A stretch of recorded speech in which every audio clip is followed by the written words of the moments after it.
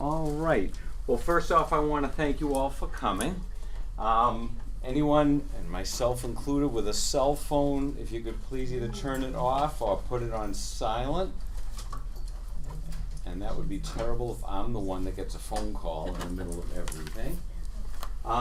As a thank you for attending, we are running anything you want to purchase, not just allergy related in the store, will be 20% off afterwards. Your handouts, we have a whole bunch of stuff there. One reason for the tissues, this was from Diane. She's always looking for clean type products. This wasn't bleached, it's white, and it winds up turning white. They use hydrogen peroxide, which is natural, and just to get the color out, and it's made of a very good material. So, you know, it's just even blowing your nose, you have to be careful you're not inhaling chemicals. And now we have facial, I'm not supposed to use a trade name, facial tissues that have moisture lotion and have everything else in them. And what do you really need that for? You know, you need to blow your nose in something that's going to absorb what you're blowing. So that's number one. Number two, we're testing your eyes. So this is some of the products I'm going to talk about. This is our cheat sheet for allergy symptoms. And we sent it out to the printer, and he printed up 4,000 of them, and it came back this small. And so I'm glad I have bifocals, because if I get my arm right, I can read it, but we gave that to you. Our items on sale. Next month, Omar is going to be talking about high blood sugar, and we have a sign-up sheet out there if you'd like to reserve a spot. Also, there's a new product. How many of you have used the product Topricin for aches and pains? It's a wonderful homeopathic cream. It was developed for carpal tunnel, but for any soft tissue injury, tendons, ligaments, muscles, it's all homeopathic remedies. It rubs right in, it's not greasy, it doesn't make it hot or cold. You can, if you're hurting, you can even use it every 20 minutes till you start feeling better. They've come out, and we're gonna have it in, I hope next week, with a slightly amended formula specifically for fibromyalgia, which is, it's working excellent. So I just wanted to give you info on that. And I think that's all I have on your seats for you. All right, so I'm gonna get my clicker and we're gonna get going. All right, over the years, and I'm gonna talk both from book knowledge working with people, and personal knowledge. My background of allergies, starting in, I think, 2nd grade, my allergies were so bad. I had bad rashes behind my knees and here, and sneezing. And my parents took me to an allergist. We lived in Winthrop. The big guy was up in Lynn, and they drove me all the way up to Lynn every week for allergy shots, which can sometimes be helpful. Going into college, I was down to twice a month getting allergy shots. And then, being the smart person I am, or the lazy college student I was, I decided I don't have the time to go up there, so I stopped getting them. I was living on 12-hour anti-histamines and cortisone cream, on and off. And I think I see a lot of heads nodding. That's main protocol for allergies. And then when the antihistamine stops working, it's okay, we have a newer one, or a stronger one, or take 2 of them. Or we'll change a cortisone cream to something else for the rashes and the itching.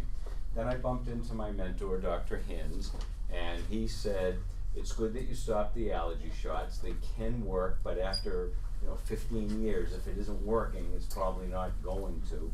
So my allergies, the symptoms were worse, and we started eating better and supporting the immune system and using homeopathy to help get the body centered. And right now, I went through this spring, I had a couple of nights when I was snoring a little bit probably, or my nose was a little nasal, or I sneezed a little, but I'm not on any medication. And of course, I bumped into my allergist, Dr. Silbert, and he said, see, I told you would eventually outgrow your allergies. It took 60 years, but I got to this point by using some natural things, not to suppress symptoms, but to get me through the moment, but get my body working better. Because right now, and I'll pick on you two, if you're not having any symptoms, and Jim is, we're all exposed to the same allergens. Her system is doing what nature intended and dealing with it. His system is overwhelmed. So we can go two ways. I said in the little flyer, I talk about what antihistamines do. Our body produces histamine to help us deal with the allergens. It's trying to help us flush out the animal dander or the pollens. So we get a runny nose, we get runny eyes. Your eyes itch. You rub them. That helps hopefully not push the pollen in, but move the pollen into the tears so it'll flush out. You cough, you sneeze. That's expelling the pollen. You don't want it to get down in the lungs. What do we do on the mainstream side? And as a pharmacist, I was part of this travesty for a long, long time. We take antihistamines. Your problem is your body's making histamine to help you with the allergies, but if your system's out of balance, you make too much histamine, and that's where you get the bad symptoms. Histamine binds to the receptor site, and that's what triggers the runny nose and all those wonderful symptoms.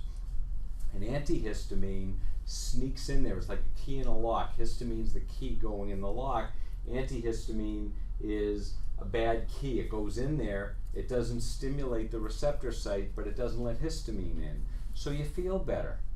That's great. Problem is your nose is running less. So the biofeedback in the body says make more histamine.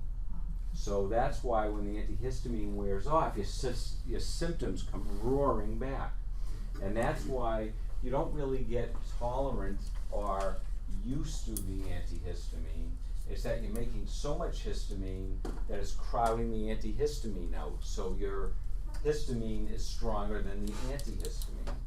Same thing with the steroids. When you start using nasal steroids or even prednisone, sometimes we need that for an allergic reaction if it's totally out of control.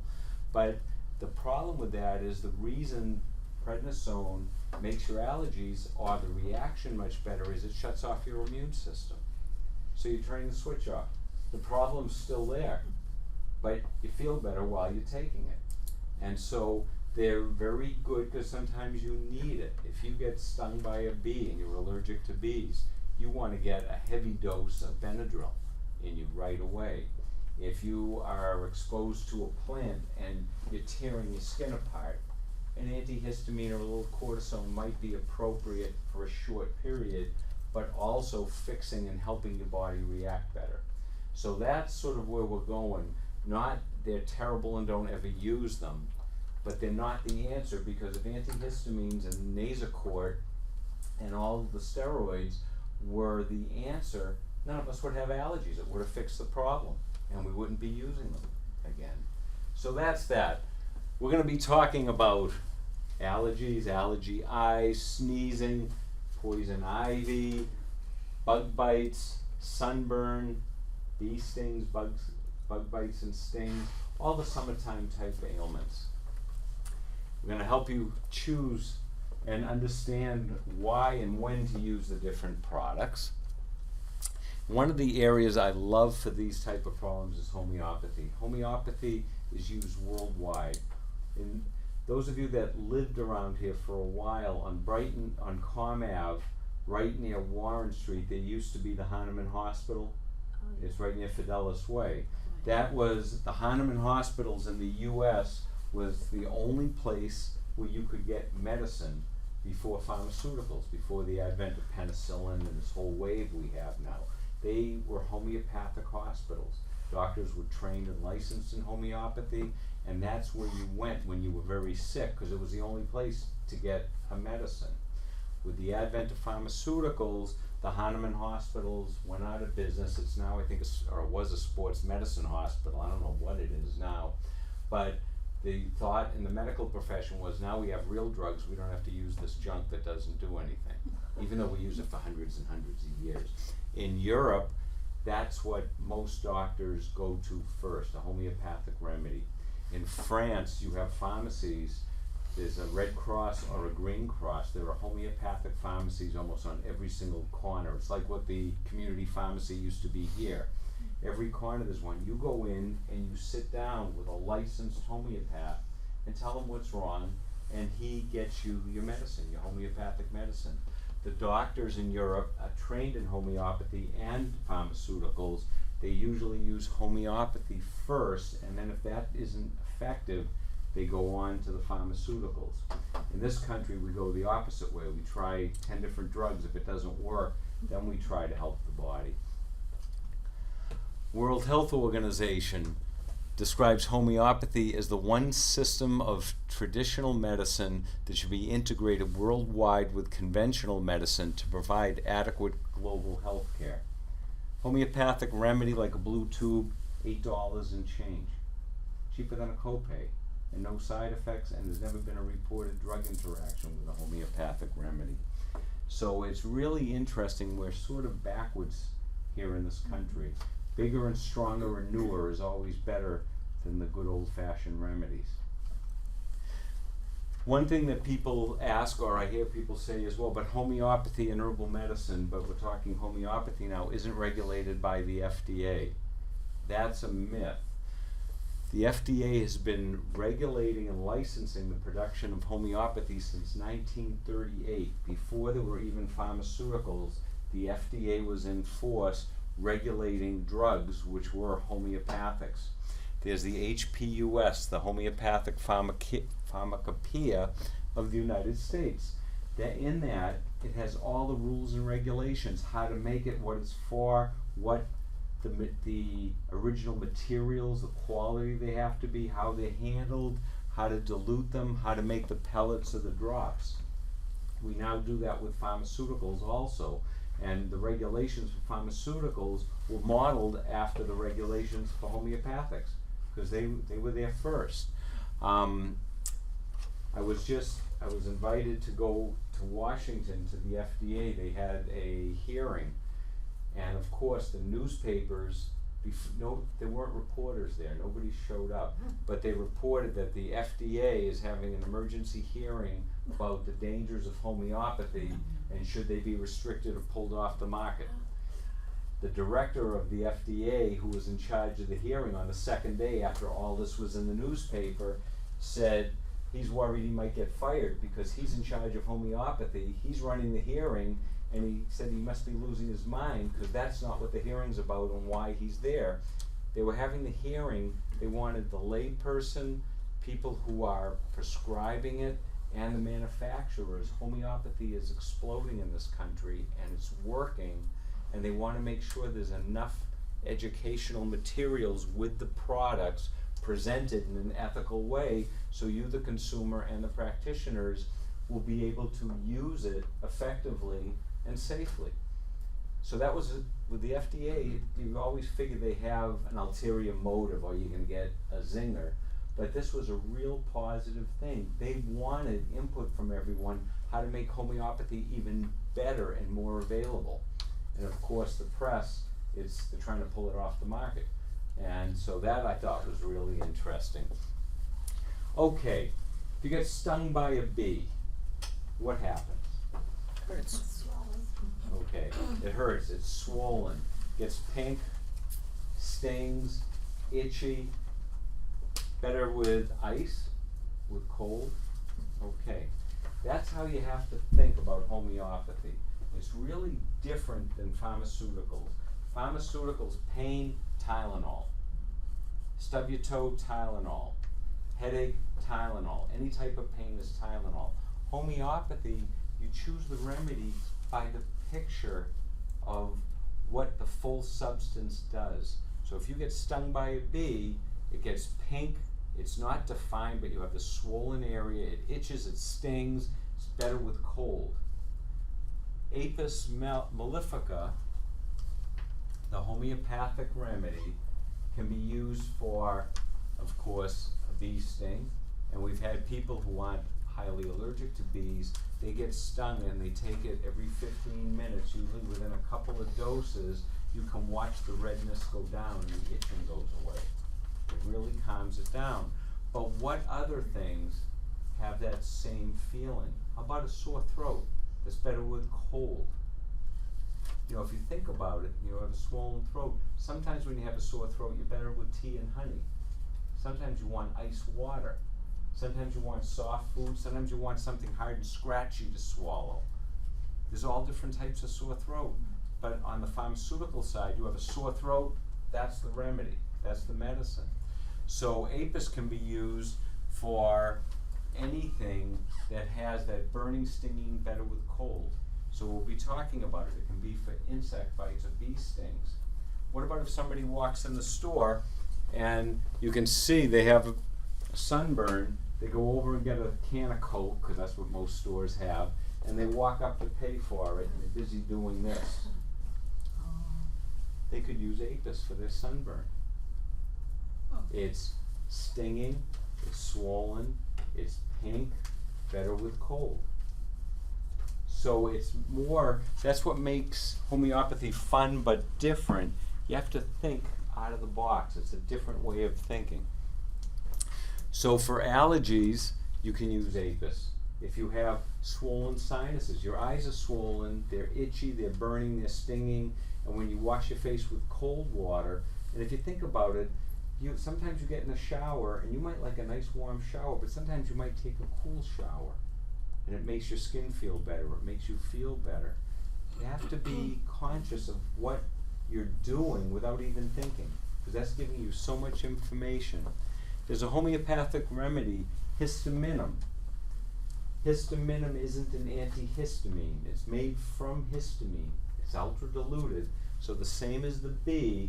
If you think about the symptoms you get when you have too much histamine, the allergic reactions, histaminum in a 30C potency is used for those symptoms. It doesn't block, it's not an antihistamine, but it helps the body modulate the histamine. So you're making enough to help, but it helps you not make too much to give you too many symptoms. Doesn't make you drowsy, doesn't dry out the mucous membranes or your eyes. A lot of people don't want to take antihistamines because they shrivel up like a prune. They dry up, all the mucous membranes dry up. It makes you drowsy. Why does that happen? We have histamine receptors in our brain. Histamine's a neurotransmitter also. So when you block the histamine receptors for an allergic reaction, you're also blocking them up here. So you're not getting the action of that neurotransmitter, and that makes you very drowsy. And in kids, it can make you very hyper because they sometimes react opposite. That's just to drive the parents nuts, I think. Jerry, what's the 30C that's on that? 30C is the potency. It's the dilution of remedies. And I have some information upstairs about how they make them. Most remedies, it's not as important the potency or the strength that you use. It's more the remedy. Histaminum is one of the remedies that if it's a little lower potency or a little higher potency, it usually doesn't work as well. 30C is the potency or the strength for it to work. They come in drops of pellets, and it's 5 pellets under the tongue. And if you're having a reaction, you can even do it every 10 minutes till it starts getting under control, and then as needed. Okay, allium cepa, that's made from an onion. You're cooking, you're dicing up an onion, or a bunch of onions, what happens? You cry, the tears burn, your nose runs. Isn't that because it creates sulfuric acid in your eye? Right, but let's not even go biochemically. Do you feel better holding all that air in or getting fresh air? Feel better with fresh air. Allium cepa, runny nose, watery eyes, watery nose. The mucus is irritating. You get a red, your skin gets red. Sometimes you have a runny nose and it doesn't irritate. But if you need allium cepa, it's going to be irritating. Better with fresh air. So allium cepa is a wonderful homeopathic remedy for allergies if you have those symptoms. Has anyone ever had seasonal allergies? Oh, you see it's usually kids going around scratching the roof of their mouth. The roof of their mouth gets very itchy. That's the description of sabadilla. It's very good for the itching of the roof of the mouth, along with other symptoms. So what you want to do when you have all this and you have cheat sheets at home, you go by your symptom picture. But the other side is, what if you wake up, you're sneezing, you have to go to work, you're making a presentation somewhere, you're a mess, you're running, it's everything's turning red, you're sneezing, and you want to take out the cheat sheets and try to figure out the single remedy. No, you don't want to take your antihistamine. There's all different ways to do it. This is a homeopathic blend by Boron. It has 5 different of the allergy remedies in it. So you can take it, you're going to feel better. There's another one called Allergy HP. It's in drops. It has 6 or 7 of the allergy remedies. This will help with your symptoms. And it's almost a shotgun method, because whatever remedy you need is probably in here. Homeopathy is an energy medicine, so the body will use what it needs. And if you take it and you don't need it, you're wasting your time and your money. It doesn't do any harm like a pharmaceutical can. So taking a blend a lot of times is a good way to do it with something broad like allergies. Also, sometimes your symptom picture isn't that clear. You just know you're having your nose is running, but is it irritating or not? I don't know. Is it better outside or inside? I don't know. You stand there and splash hot water or cold water on you. No difference. So don't drive yourself crazy. Use a combination. Nux vomica. That's a very interesting remedy. And that's for spasmodic sneezing, especially first thing in the morning. Anyone have someone in the house with allergies? They wake up in the morning and they just start sneezing. The rest of the day they might be fine, but first thing in the morning. So we say, well, it was the pollen coming in overnight.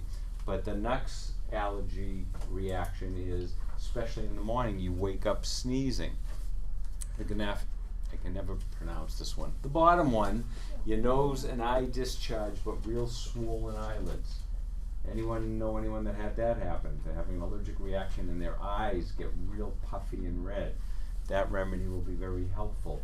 But if you don't have that, histamine will be very helpful. If it's better with cold, Apis will be very helpful. So there's really a lot of crossover. So if you have some remedies at home, you can usually find something that'll help. Euphrasia. Can I just ask you a Yes. question? Is that safe for kids?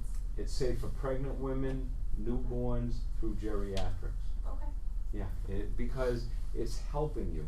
If I have a remedy for me, well, I'll pick on a man and a woman for a prostate issue, and this woman over here has something for menopause, and on the way home we switched bottles, and I was taking the menopause remedy. I have the wrong plumbing, and she doesn't have a prostate, I hope. And we're both taking the remedies. That's terrible.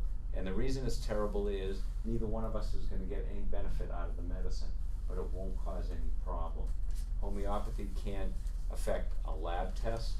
If you have to go in for surgery, there's no problem. You have to go to the hospital. What the doctor sees is what you are.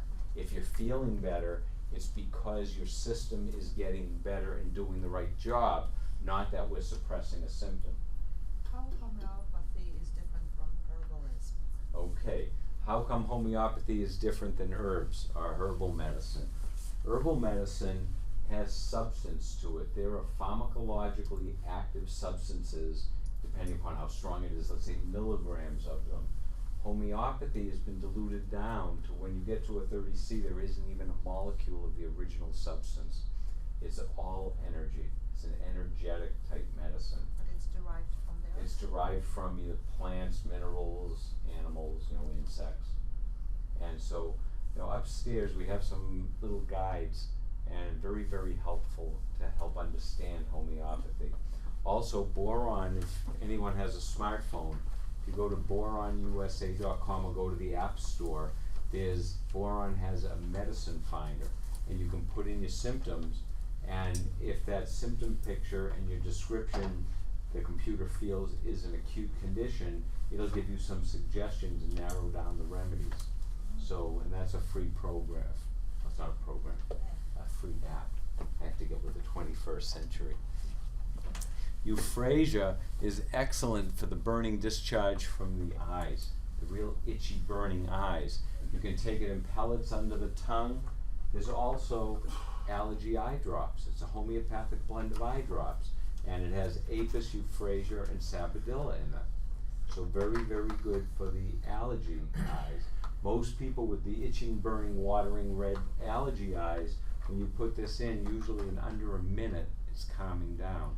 and it's not a Visine, it's not suppressing it, it's helping your body finish off what it's trying to do, and if you flush out all those allergens, then your eyes are better, as opposed to let's block the redness and let's block the allergic reaction. Yes.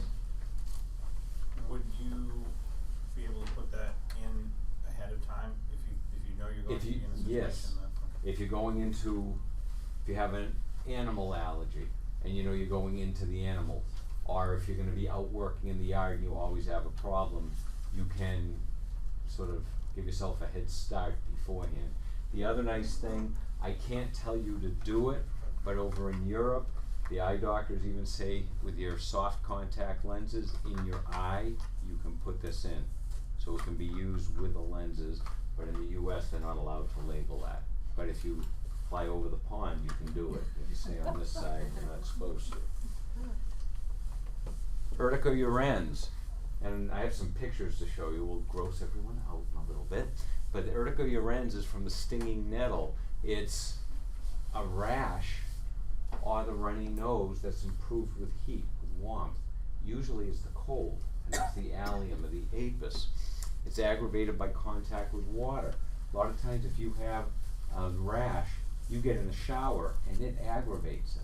So if the water aggravates it, urtica can be helpful. And of course, we're talking hives and skin issues now, we're back to apis. If you have hives, it's pink, it's itchy, it stings, and it's better with cold. So anyone that gets hives from an allergic reaction, apis and histaminum, and it should help clear it right up. A rash like that, if that person went through a stinging nettle bush, that's what their rash would look like. So the full substance causes that symptom, and you would take urticurans, the homeopathic remedy, to treat that symptom, and it'll probably calm the rash right down. Even though it's from the same plant? Yeah, because that's how homeopathy works. In a full dose, it causes symptoms. In the diluted dose, it helps treat it. And we use that philosophy in pharmaceuticals. We won't admit it, but we do. Nitroglycerin is used for chest pains, for angina. Nitroglycerin pharmaceutical, or full nitroglycerin, is explosive. So we won't go quite that high. We're not going to give you a cup of nitroglycerin to drink. But if I gave anyone in this room a real high pharmacological dose of nitroglycerin, you would get chest pains, a splitting headache, and you would think you were having a severe angina attack. But if you had a severe angina attack, you take ultra diluted nitroglycerin, that's what those little tablets are, and it treats the problem. What other ingredients than the diluted nettle are there in the It's homeopathic? from the stinging nettle plant, Only? and water. And water. Yeah. Now, another homeopathic remedy is colchicine, and that from the bark of the Peruvian, Diane, help me here. I'm trying to think of the tree. But if you ate that bark or drank a tea of that bark, you would have all the symptoms of malaria. But we use pharmaceutically less than 1 milligram of it to treat the malaria symptoms. That's the homeopathic principle. And we use it all the time in pharmaceuticals, but then when it comes to a homeopathic remedy, we say that can't work. But it does. Okay, bug bites and stings. Ledum is for any puncture, like a needle, so mosquito bites. Ledum is excellent for that. For the puncture wounds, people who are really hypersensitive to mosquito bites, if they take Ledum, that should calm down the itch and the reaction. There's also been some studies done, people taking Ledum on a regular basis once a day through the season. Some people are magnets to mosquitoes. You know, we could have 3 people, Jim's getting eaten alive and the rest of us are beside him, and we're glad we went with Jim because all the mosquitoes are going over to him. That's usually because of the aroma you're putting out, and it's carbon dioxide that's coming out, and you might be a bigger carbon dioxide producer. Ledum somehow affects that. What causes you to be a bigger carbon dioxide producer? No idea. But just make sure you hang around with one of those people when you go out for the 4th of July fireworks. That's why you want him to go on the bike ride. Yeah, right, so all the mosquitoes will chase him, not me. So for bug bites, you can use Leadum, and then if you do get pink, itchy, stingy, better with cold, what remedy? Apis. Cool. Apis. So you can take 2 or 3 in combination? Oh yeah, you can combine them. Now, tarantula, the Cuban tarantula, as opposed to the Hispanic tarantula, is very, very good for a lot of the bug bites and stings where there's a sharp pain and there's a center to it. It could be blue, but you can see a center, and I have some pictures. That's very good for that.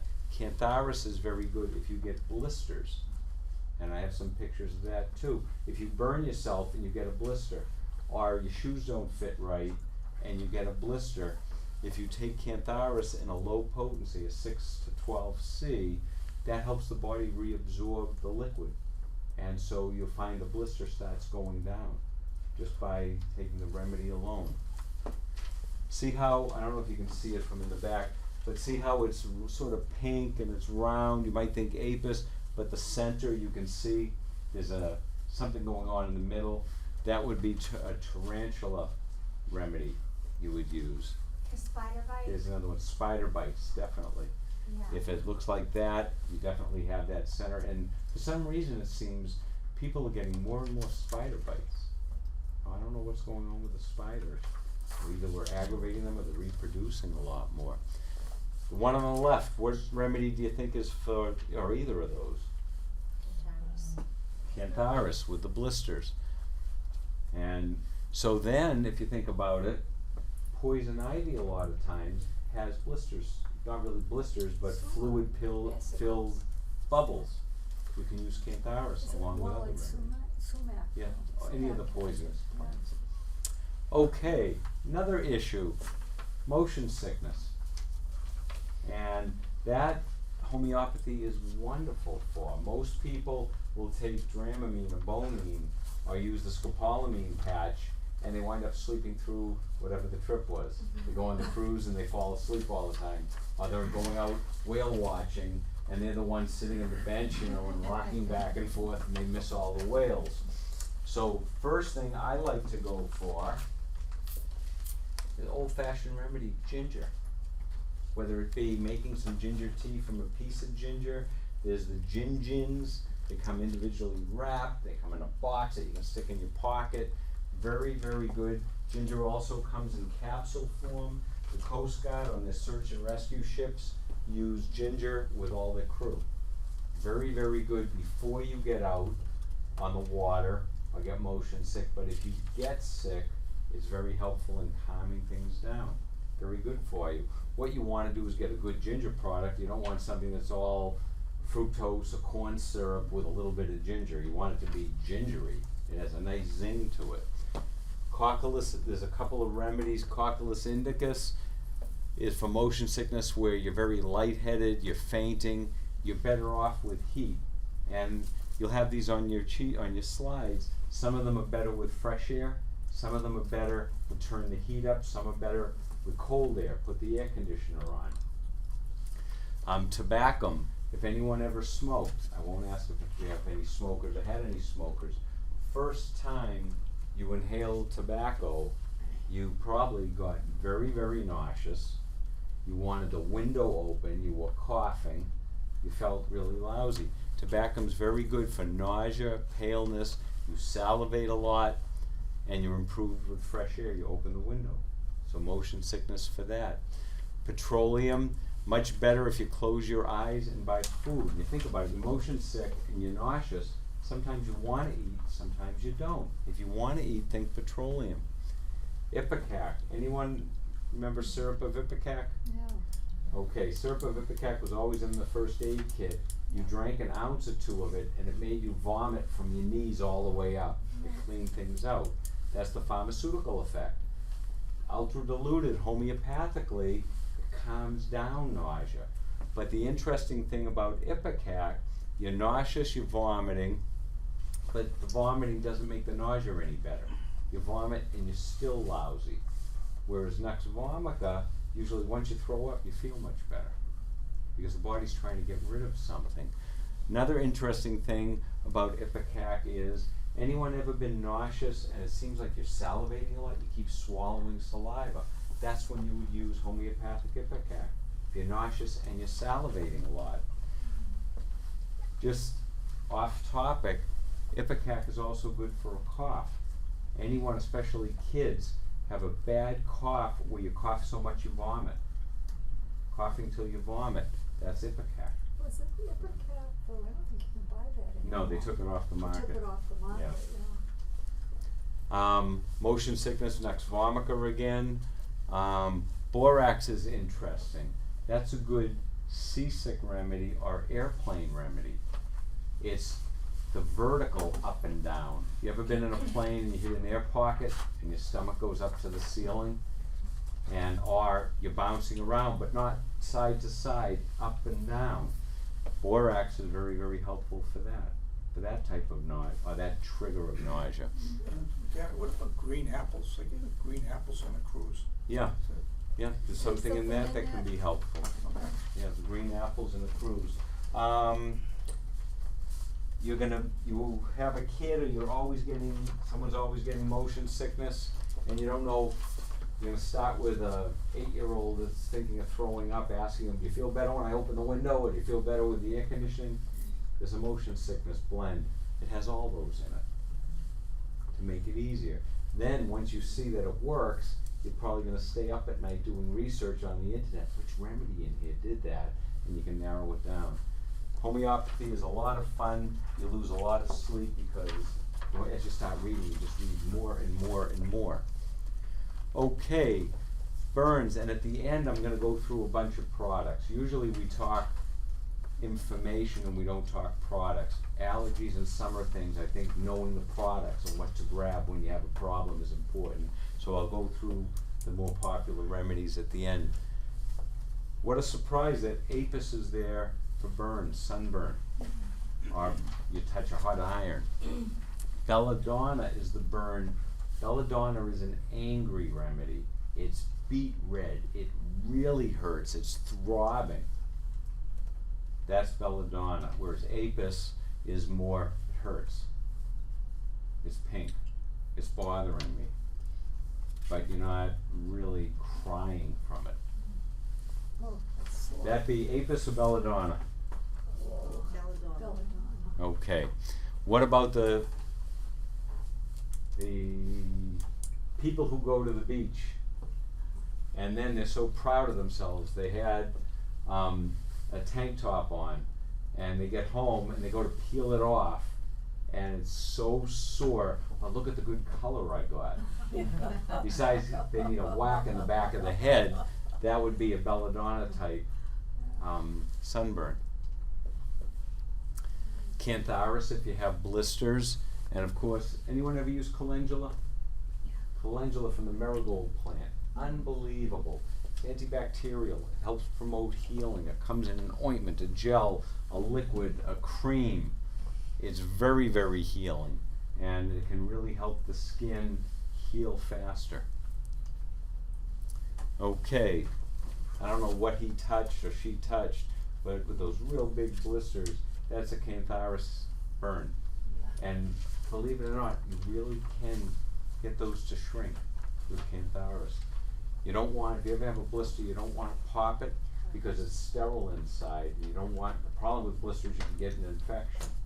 And so you don't want to take a needle and poke a hole and drain it. One, you could be injecting something in there.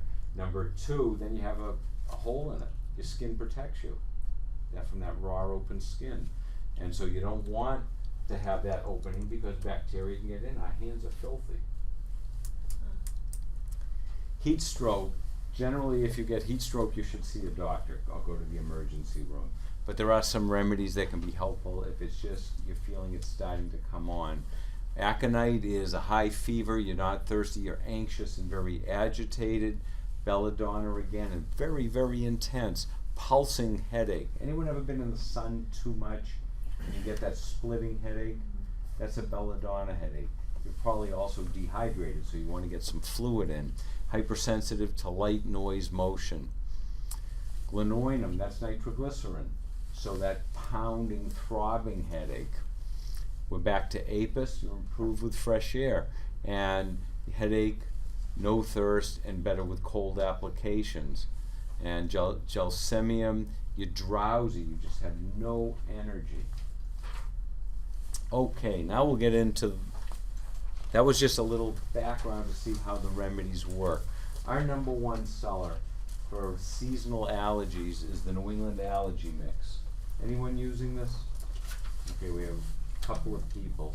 This was developed, and if you read on the back, it's made from all the trees and shrubs and grasses from New England that cause allergies.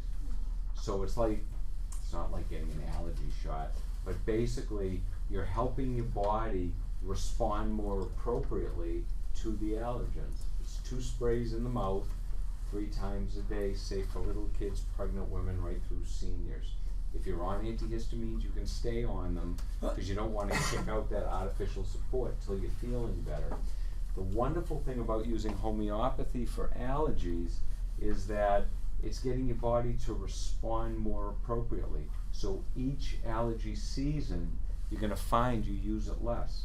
We tell people, it used to be we told everyone, start the end of March.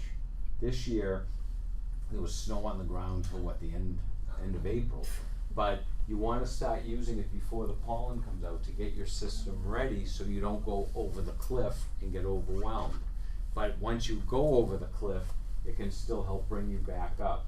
What most people find is they use it this year and right through ragweed season if they have a problem.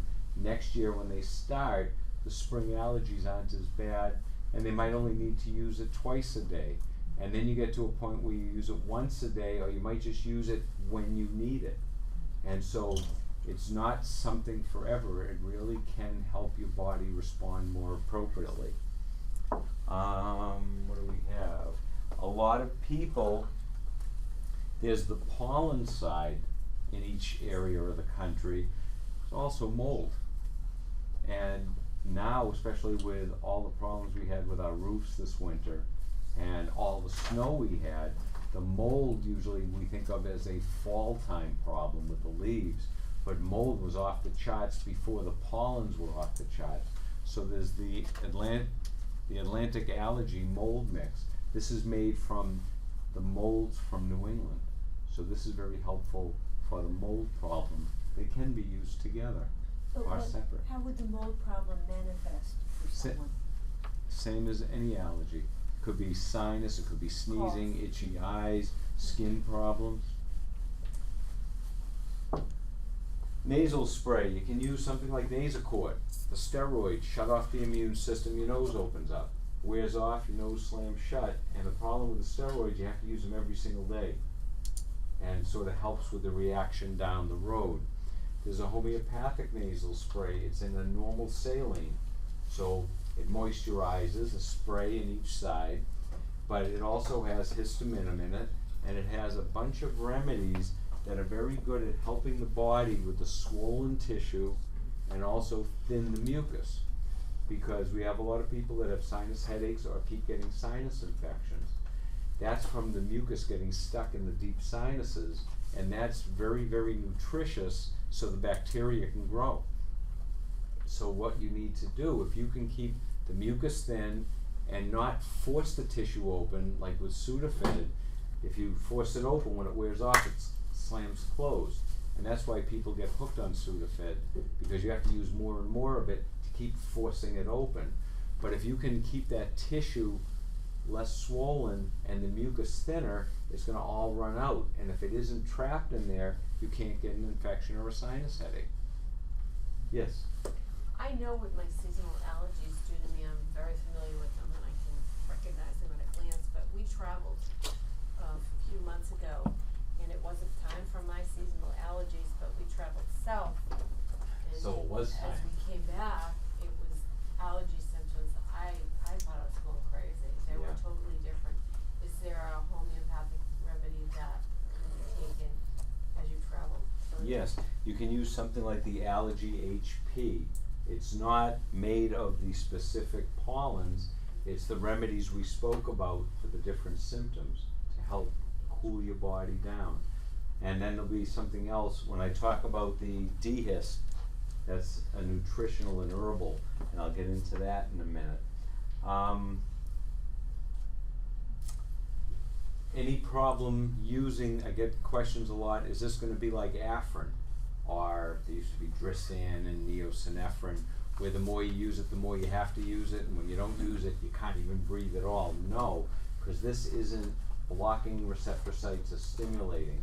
When the body starts getting irritated up and through here and down here, it produces mucus. And we talked about that, to get that irritant out. And so what happens when you're using things that just force things open, or an antihistamine that dries it, it goes deeper and deeper. This is just helping restore things to baseline, so your body can do what it should. It can be used up, to 6 times a day, non-habit forming, non-stimulating, and you don't have to keep using it. When you're feeling better, you can stop. And then if something blooms, one of the reasons you had the problem you did this year, everything was so delayed that instead of the birch coming up and then the forsythia coming up and then some grasses, everything was delayed and nature tried to catch up, so everything came up at once. Well, And we got hammered. my point too is the symptoms were different as I was, when I was south South to than when here. I was here in New England. Yeah, and part of it was the allergens, and you would react differently, and part of it was when you finally got back here, you walked right into the storm. Yes.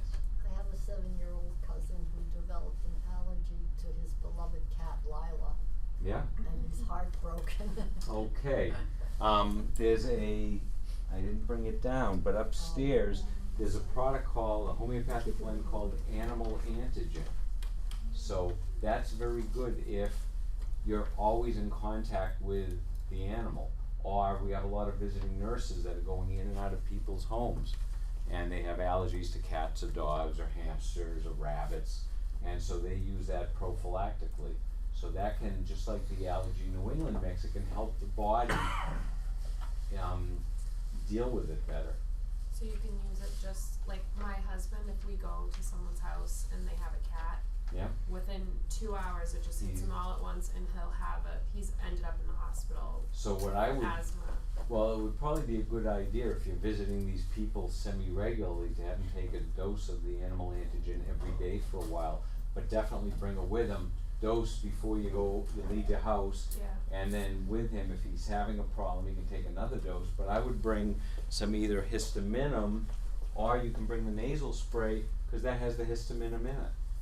Very convenient to carry, Mhm. and you can just give a snort real quickly. Okay. Anyone hear of quercetin? It's part of the vitamin C complex. Quercetin is excellent. This is a mast cell. We have zillions of these in our body. The mast cells are what produce histamine. And what happens is, when we're having an allergic reaction, the mast cell eventually starts producing way too much histamine, and that gives us our problem. So we talked about blocking the receptor site, so you have all this histamine circulating, but it can't really plug itself in to cause as big a problem.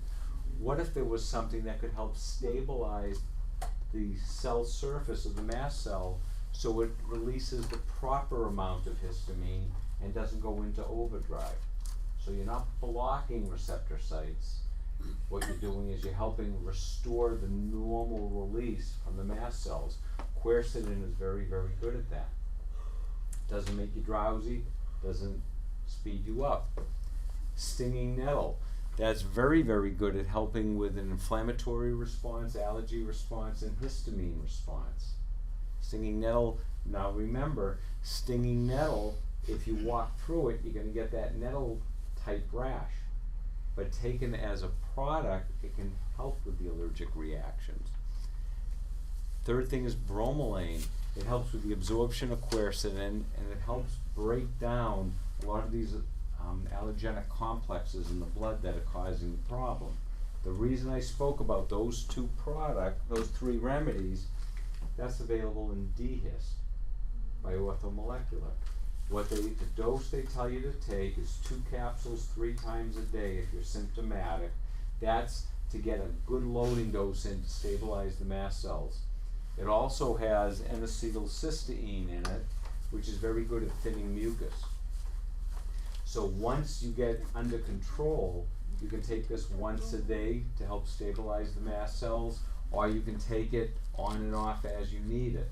They make half dose for kids in a delicious, healthy, not filled with fructose, chewable tablet, and it does taste good. Doesn't make you drowsy, won't overstimulate the kids. If you're taking it, you're not sure if you should keep taking it, I say keep taking it for a while. It's very healthy for the body, it's not causing a problem, and you can go on and off it depending upon the season. Is that good for asthma? Well, I'll say, does it treat asthma? No, but asthma is part of an allergic reaction, and the nice part about this is it's not gonna dry and thicken the mucus, which would make the asthma worse. So it can be used in asthma, yes. And this would be something you could use when you're traveling, because this will work in your body to respond better wherever you are in the world and whatever the allergen is. Local honey. We're hearing more and more about local honey. They're using pure Manuka honey. The Shriner Burns Institute puts it right on the burns to help prevent infection and heal. They found that it helps with MRSA. Now, if you have MRSA, I wouldn't just start eating honey and putting it on you, but that can be an adjunct therapy. What the problem is, most honey that most of us are eating are in the little teddy bear bottle. Yeah. You know, it's clear, it's watery. You want the real honey out of the hive, put in a bottle or put in a jar. You want it, sometimes you look at it and you say, oh, that must be bad, because I see there's like a crust on the top. That's part of the honeycomb. That's good for you. It's not clear. You can't pour it. You know, this one, you have to scoop it out. You can just eat it. It has all the pollens in it. It has the royal jelly in it. It's all the things the bees are busy collecting from everywhere, and they're making this wonderful stuff. And what do? We collect it, then we heat it, we filter it, and get all this garbage out of it so it's nice and pure and clean, and then it's just sweet. But this way, some of the, people look at it and say, oh, that must be bad. If you look at it, you can see stuff in it. That's the good stuff. It's not clear, it's not watery. And so the more local you can get, the better it is for allergies, because you have the local pollens in very small amounts. So, I had plus a it's friend that moved delicious. to California, and that's what she ended up getting, is the local honey. And- She said, yeah. that way there Yeah. I'll have my And then you're immune supporting the local beekeepers and all that. So the So- white, excuse me, the Yeah. white one is raw honey, that's how They're they call? both raw honey. Oh, okay. And in case of like Matthew, can I give him like 1 spoon every day? Well, what I would do, Teaspoons. Matthew has a lot of allergies. I would start with just a little bit and make sure, because he could be reactive to the pollens. If his immune system is right on the edge of the cliff, you don't want to give it a little too much to work I on. see. So if you do have bad allergies, you're better off with anything starting small and easing in. More isn't always better. Much better using that for, instead of in your coffee or your tea or in oatmeal, than sugar. And it's delicious stuff. Some people like herbals, some people like homeopathic, some people don't know. There's always a way to do it. I can't swallow capsules, so an adult, take 4 of these. I can't swallow tablets, I don't like chewing things. Similar formula in a liquid. There's always a way to do it. I don't like herbals, I don't like their taste. We can give you a homeopathic remedy. It's sweet, you put it under your tongue and it dissolves. So there really is something for everybody, and there's always another way to do it. If one way doesn't work, there's always another way to do it, and that's one of the things we're here for, to help. Okay, you want to eat fruits and veggies. That helps with allergies. Any idea why? Antioxidants. The deeper the color, the fresher the fruit, the more organic it is, the better it is for you.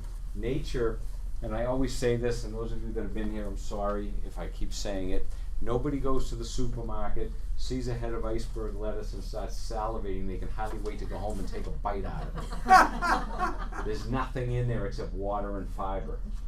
Whereas your eye immediately goes to, if someone cut open a kiwi, you would look at that and you'd probably salivate a little bit and buy 10 of them. Or the red peppers, the yellow peppers, the deep green leafy vegetables. When you walk by the fish, I would hope your eye would go to the shrimp, it has some color to it, or to the wild Alaskan salmon that's that real deep orange, not the pink stuff that says coloring added to it. Your body automatically knows what's good for it. So eating the fruits and vegetables brightly colored, the fiber in the fruits and vegetables help feed the good bacteria in the gut. The antioxidants are what help us with free radicals. When you're having an allergic reaction, your body is generating a ton of free radicals, which causes damage and stresses the immune system. So what do? If you're Jewish or you're Italian, you eat. Whenever there's a problem or a family get-together, well, really any grouping, you eat. And that's what we should do. Let's put the right octane fuel into our machine. You wouldn't take your car, put half a tank of gas in, go home, put the hose in, and fill it up with water, and expect the engine to function properly, because you're diluting down the octane and the fuel it needs. We're diluting down our fuel by eating vegetables that are 4 weeks old and eating genetically modified foods and not eating local farm raised. This is the time of year we can get what we need locally, and it's very, very healthy for us. Spicy food, the cayenne pepper, hot ginger, onions, garlic, that gets you, one, it gets great antioxidants, but it gets you salivating, it gets your nose running, you're flushing out, you're helping the body flush out the allergen. Why is it that locally grown foods are so good? Because it's like, I live in Natick, farmers market, when they're bringing in all the greens and things like that, they picked them yesterday. Whereas when you go to It is very fresh. even Whole Foods, it might be a week old. It went to the warehouse and then out. And so every day that since it gets cut or pulled off the tree, the antioxidant level goes down, the vitamin level goes down, and the enzyme level goes I down. see. Okay? All right, omega-3s, fish oil and the good fish. Omega-3s are one of the best anti-inflammatories that nature gave us. Curcumin is very good also, but you need enough omega-3s. You're having an allergy is an inflammation reaction. We have too much omega-6 in our body that's pro-inflammatory, so we can't balance it. You add the omega-3s and it helps calm it down. Omega-3 is great for eczema, psoriasis, dry skin. It lubricates from the inside out. It's just wonderful for us. That's why the bright color, the wild salmon is loaded with omega-3s. The other farm-raised salmon has some, but not much. Can you apply it topically, the omega-3s? You could, but You wouldn't do that. I wouldn't, I think because it smells the, weird. right, from the oxygen it would eventually go rancid and you'd smell like a dead fish. Yeah. And that wouldn't be too good. No. Probably wouldn't get any colds because nobody would come near you. There is an omega-7, but it's thank you. I have my color people back there feeding me the statistics. Sea buckthorn, very, very good for the skin. It's one of the omegas specifically for the skin. And they have lotions, they have capsules, it comes all different ways. You want to be hydrated. How are you going to flush things out and keep things moving if you don't have enough water? You shouldn't be downing water, you should be sipping all day long. You should only have to urinate every 2.5 hours. If you are drinking water and running to the bathroom 3 times in a row within the hour, that water is useless. It's going in and out. Be sipping all through the day. It'll keep your mind clearer. It helps thin mucus. It keeps the bowel functioning well. It helps you digest food. It hydrates the skin. You know, we're, 80 some odd % water? and almost everyone is dehydrated to some degree. Sip, sip, sip, sip, sip. Exercise. That's one of the best things you can do for your immune system. Get the blood flowing, get the muscles flowing. That can really help with allergies. Anyone use a neti pot? Oh, yeah. Okay. What I find interesting with neti pots is very popular all through the world and used for probably thousands of years. I'll say hundreds because I don't know how far back. And in the United States, we were saying they were dangerous. Recently, doctors are telling people, ear, nose, and throat doctors are telling people that have a lot of sinus problems, I want you to go home and use a neti pot this way twice a day. So they're realizing, gee, you're not drowning yourself. The first time before I used it, I was thinking, I would always hold my nose when I was a kid and I jumped in the water feet first because I hated the water going up my nose. And I'm thinking, I'm going to take 6 ounces of water and pour it in, have it go around my brain and come out the other side. How does that happen? Trick is, read the directions. If you have your head tilted right, it goes in and you can even feel it in the sinus cavities around the eye, and it comes out the other side and it feels good. And then it really does, it can help moisten the mucus, calm down the tissues, and then you go the other way to rinse it the other way. What happens is if you have your head tilted wrong, then it starts running down the back of your throat. And so then, you know, I said to myself, dummy, they said to have your head like this, so you do what they say. But there's been a little bit in the literature. Oh yeah, you want it warm and you want to put some salt, but some pure salt, and they sell packets or a container, not iodized salt. But you want to make sure that you're not using any, if the water isn't clean, you don't want to use that water. So some of the doctors are saying to boil water or use distilled water. That's what you're supposed to do. I personally use tap water, and I haven't had a problem, but maybe I've had more hair if I use distilled water. But neti pot is excellent. I had a problem with snoring when I would be out working in the yard, exposed to a lot of pollens that night. My wife would want to kill me. So now it finally dawned on me, when I do some yard work or I do a lot of woodworking, when I'm exposed to all that dust and pollen, I immediately, of course, take my dirty clothes off before you go traipsing through the house, spreading it all through the house. And before I even go in the shower, I'll rinse my nasal passages with an neti pot, and that solved the problem. And it makes sense. It got dirty, clean it out. Instead of pulling it in deeper, rinse it out. Is that a maintenance thing though? I'm Would sorry? it be like a maintenance, or would you use it as a maintenance, or you If you're using it if you have a would problem? you use it for maintenance? I would say if you're in an area, the person that husband keeps having problems with animals, that would be something when he gets home, besides taking all his clothes off, so he doesn't, you know, get the dander everywhere, rinsing out.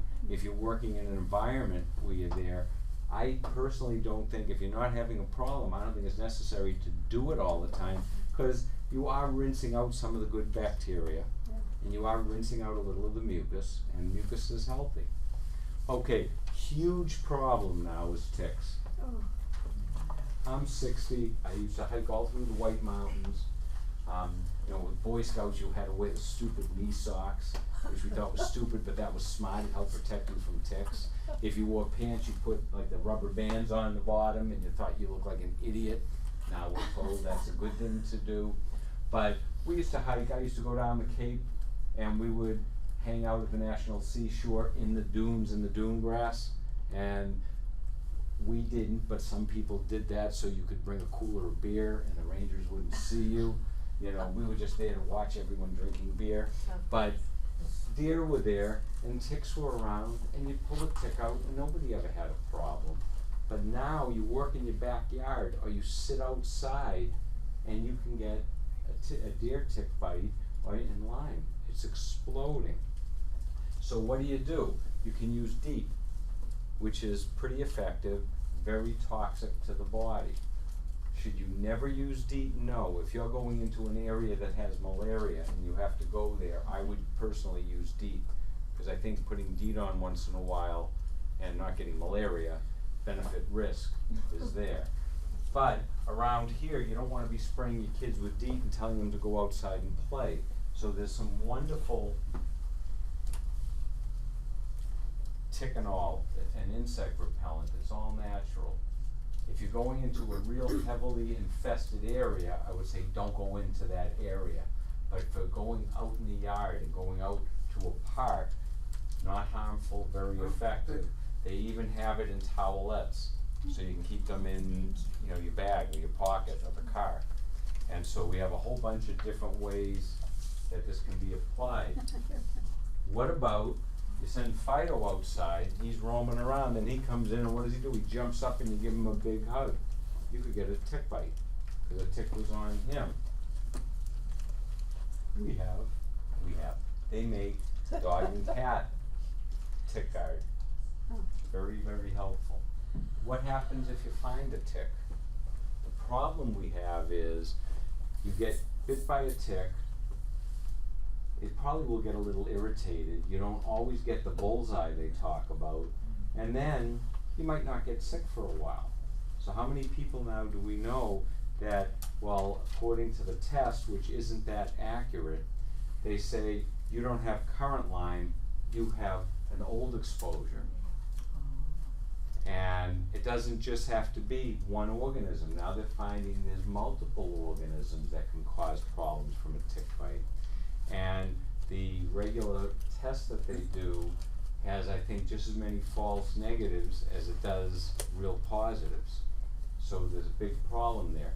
There is a much more in-depth test that's much more accurate, but most doctors and insurance companies don't do that because it's not widely available. And what's it called? Well, there's one through a company, Pharmasan, and there's like 4 different tests that they can do. This one combines all 4 of them, so you're testing everything. There's 2 things out there that we found. One is a product called Tick Hit. It has a little plastic gadget to help pull the tick out, and then you put the tick in the little container. Comes with a prepaid mailer, it goes to a lab, and they analyze, first they identify, is it a Lyme carrying type tick, and then they test it for 5 different organisms that you can get from a tick bite and give you the report, and that's $39.95. So we have a bunch of, it's very interesting, when we got this in last year, we had a landscaper who bought a bunch of them, and anytime one of his workers finds a tick on them, he gives them one of these, they pull it out, and he pays for it and sends it out, because he said it's worth $40 for him not to be out for 8 months, if it is Lyme. Now, a lot of times with pets and with people, you're finding ticks all the time. The local company, Tickies, this is a wonderful metal tweezer. One side's a tweezer to use on people, because you can really get in there and grab it by the head and pull it out. The other end is like a scoop for the pets, so you can go pull the fur up and just slide this right along and get the tick out. Inside, they give a website, it's at UMass, and so this is $9.95 for the gadget.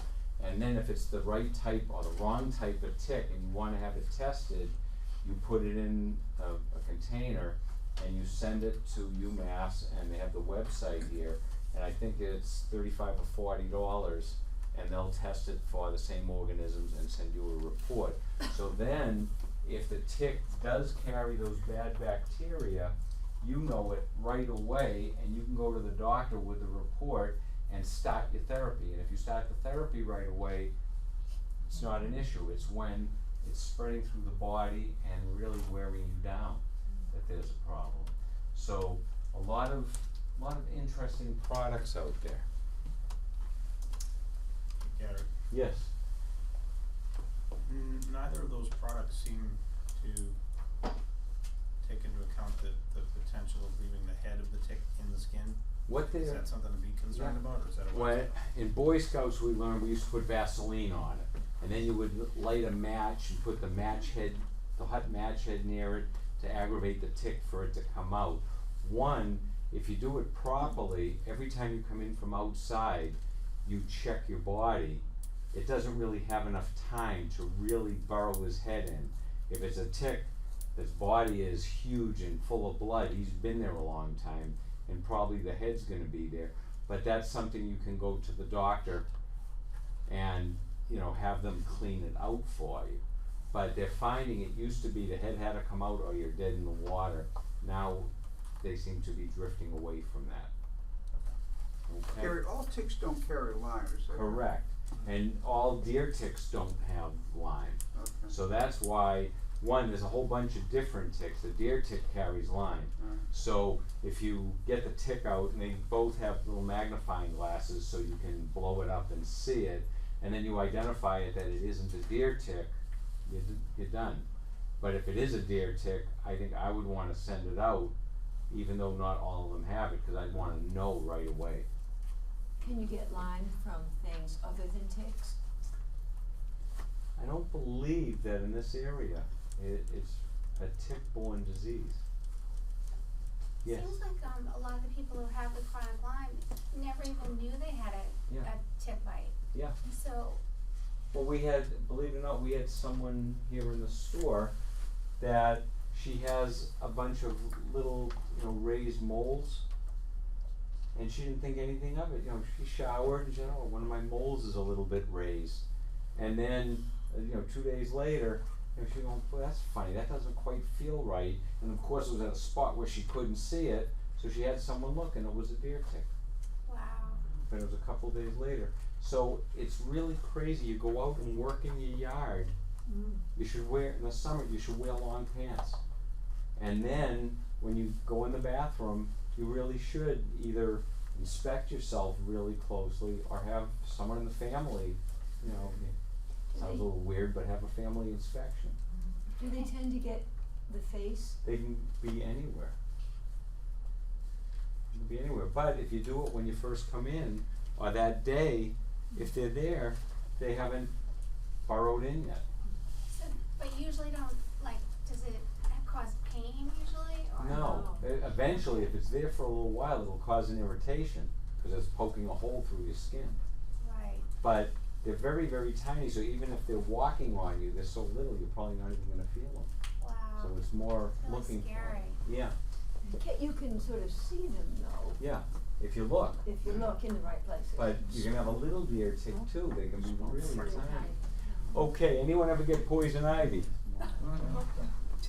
Okay. My last personal story, we were doing some work in the house, so I had a big, 18-wheeler dumpster in the driveway.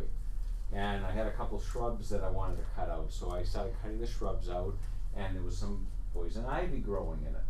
So, got real smart, I put on an old flannel shirt and dungarees and gloves, and I very carefully cut the branches and brought them over to the dumpster and put them in the dumpster, and everything's fine. Then I immediately took all my clothes in the garage off, put them in a plastic bag, threw that in the dumpster, and I figured, brilliant, how smart am I? The guy comes to pick up the dumpster, and some of the wood and everything was sticking up over the top, and he said, if it's over the top, there's an extra $200 charge. So what did brilliant Gary, and all of you were listening to me tonight, so what does that say about all of us here? I had these big sheets of plywood, so if I had half a brain, I would have laid a piece of plywood on top, climb into the dumpster, jump on it, just squish it down. But no, I'm smarter than that. I went in, I got my foot on this board, and my foot on this board, and I start jumping, and I'm getting everything down, and the board cracks. And I'm standing there in the middle of the dumpster, slowly going down into the branches and the poison ivy. Middle of the summer, so I immediately got out, paid the guy to call it away, went in and scrubbed.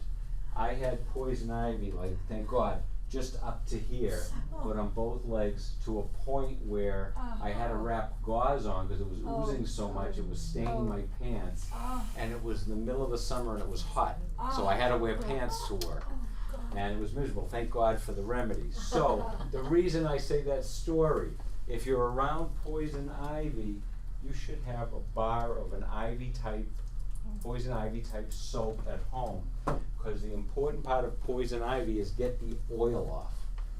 Once the oil's off, the reaction doesn't get worse. Some people say the liquid from the blisters is spreading it because I got it on my leg and then a week later I had some on my arm. Yeah. Baloney. It's the oil. So if you think about it, if you're exposed here, and I pull my clothes off, I might have gotten a little bit on my hand, and then I grab my t-shirt to pull it off, so I just got a little bit of oil here, but I had a big glob of it here. This is gonna be a big reaction right away. Might take my body a week to react to that little bit. So the trick is scrub yourself. They used to use the old brown soap, Brown soap, yep. you know, but there's some wonderful soaps out there that help cut the oil. All the clothes. What about the sneakers you were wearing? If you were walking through the poison ivy, you got it on your legs, it's on your sneakers. What if you were gardening the tools? So you put your tools away, you have poison ivy now. 3 weeks later, you go grab the tools to dig another hole, and you wipe your brow, you got it on your hand, now it's on your head, and then you have one of your kids. So you have to wash everything, get rid of everything. There's some wonderful products. I love this one, Itchnix. Very good. There's contact allergy antigen and poison ivy drops. These are sublingual. Very, very good. I use this one along with some of the topicals, and it really helped calm it down and clear it up faster. So these are very, very good. From Wise Women Herbals, there's an itch-free salve. It's an herbal salve, an all-natural salve for poison ivy. So there's all different things you can do. Prevention is the best medicine. But if you do get it, scrub, scrub, scrub, scrub, scrub. And make sure you don't throw your clothes in the laundry basket and let your wife or your husband do the laundry without telling them. You know, realistically, my thought now is, what are you wearing that's so valuable? Right. You know, take it off, take a big hefty trash can bag and scoop it all up and throw it in the trash. Buy a new pair of sneakers. But hot water and soap will dissolve the oil also. Yes? You suggest to wash your garden tools. The same type of soap. But wear kitchen gloves, and I would do it way off in the corner of the lot because you don't want to scrub the oil off into an area where the kids are going to go rolling around. And don't breathe it in because you get it in Yeah. your lungs. Some people are so sensitive to poison ivy that if someone hits it with a lawnmower, just a little, a couple of leaves, it atomizes, they can be a block or two away and wind up in the hospital Wow. from it. Yeah. And some people can roll around in poison ivy and not have a problem. It's an allergic reaction. What if you're not allergic to it? But then you give your spouse a hug and or your ex-spouse thereafter. Is there a protectant that you can put on? Yeah, I don't remember the name of it, but there is a company that makes something, so if you're going out to pull out poison ivy or work in a garden, what it does is it puts a layer on your skin. The oil is still there, but it's on top of that. Then you go in the bath and scrub it off, so the oil comes off and then that layer comes off. Well, I hope this was helpful. Summertime is fun. And people with allergies shouldn't be miserable, and you shouldn't be sleeping through the summer. We only get about 6 weeks of good weather, and so we should enjoy all of it. And you shouldn't be sleeping through your cruise if you go on a cruise. And the main thing at the beach, don't sit in the sun. When I was a kid, all the grandparents had the little umbrellas on their chairs, and then that disappeared because we're too cool for that. Now you go to the beach, and there's the big, huge beach umbrellas everywhere. And it's cumulative, the skin cancer is a cumulative exposure. So be careful. Bug bites, allergies, nobody should be totally miserable with allergies. There's so many good natural things. Everything in the store is 20% off. We'll be upstairs to answer your questions.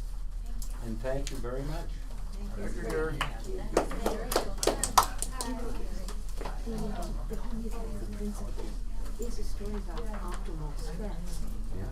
Because it's, stimulating the body. To do what it should do, but not overstimulate. Not too much, which would be a traumatic stressor, And and not not nothing too at all. little. Yeah. But an optimal stress, so the transformative power of optimal stress. Yeah. I do want to take a look at the book. Okay, I will. I'm planning Thank on you. it. Because it helps to cope